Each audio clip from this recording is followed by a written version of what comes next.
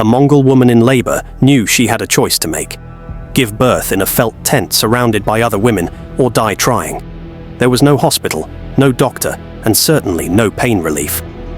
Today, we're discovering what childbirth was really like in the medieval Mongol Empire. Welcome to Mongol Madness.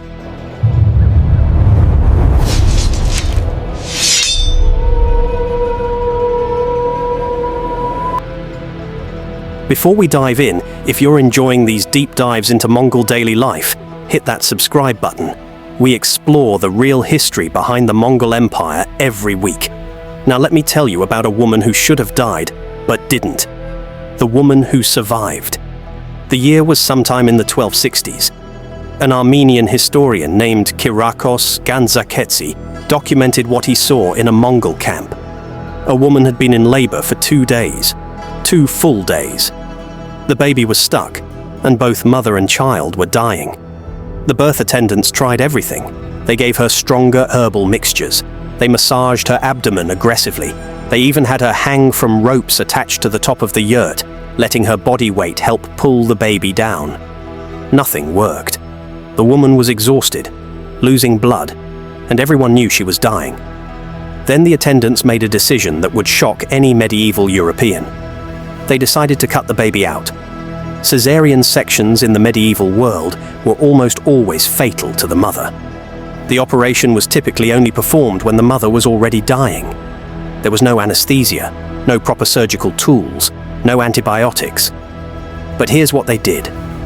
They gave the woman a strong drink of airag, that's fermented mare's milk, mixed with crushed poppy seeds. Then they took a knife that had been heated in fire until it glowed red. The heat would both sterilize it and cauterize as they cut. They made a vertical cut along her abdomen. Fast.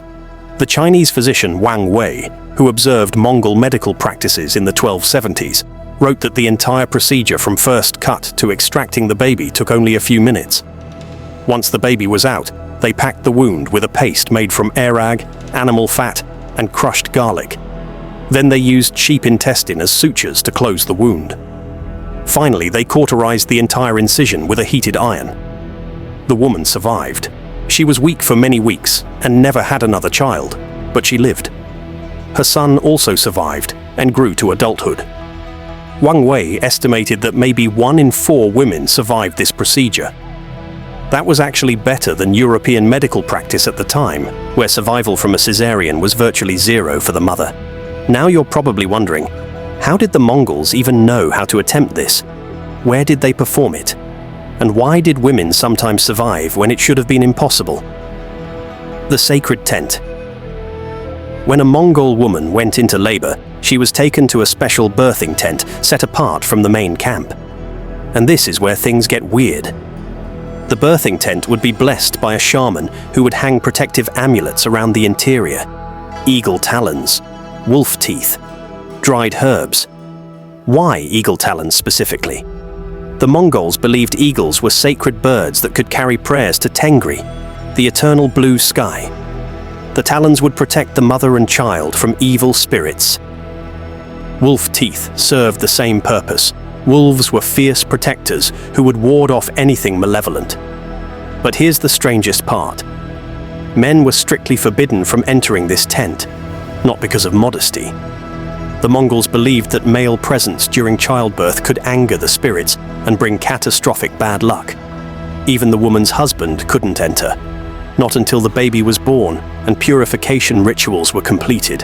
That's right, a Mongol father wouldn't see his own child for an entire month after birth. The Chinese official Peng Dia wrote about accidentally approaching a birthing tent in 1233 and being chased away by shouting women. He noted that any man who violated this custom, quote, must undergo extensive purification ceremonies or risk bringing misfortune to the entire tribe. So who actually delivered the babies? Experienced older women, usually the mother or mother-in-law, along with other women who had given birth multiple times. And their techniques were surprisingly sophisticated.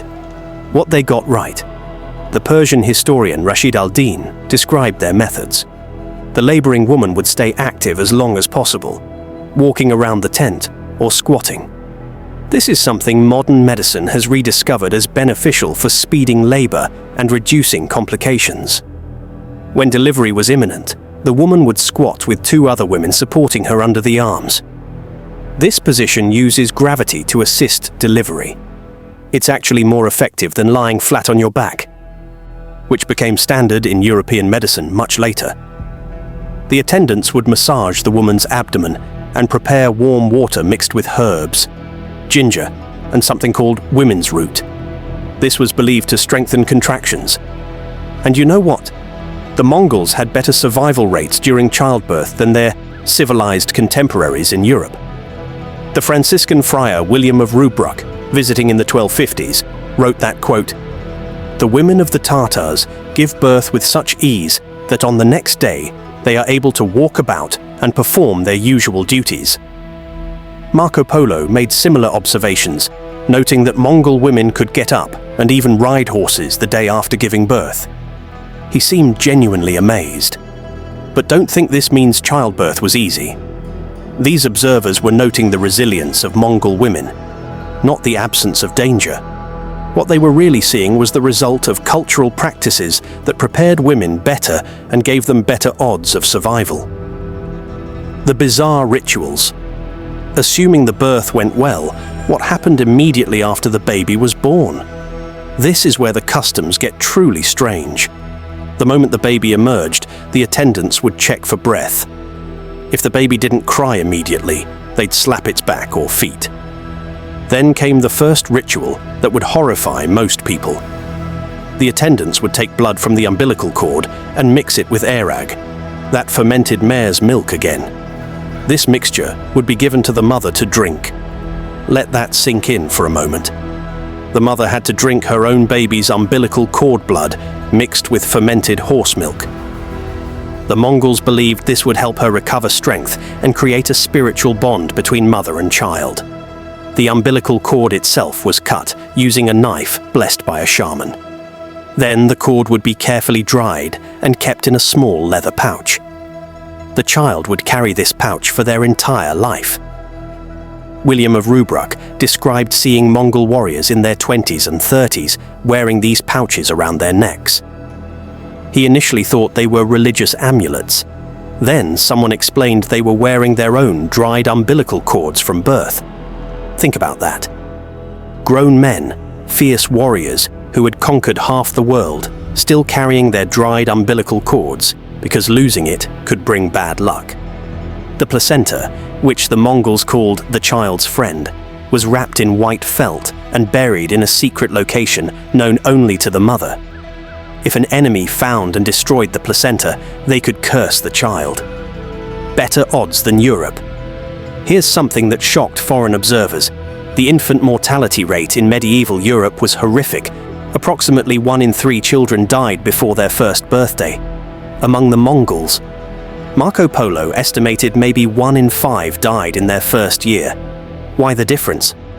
First, Mongol women breastfed for much longer, typically 2 to 3 years. This provided better nutrition and crucial antibodies that protected against disease.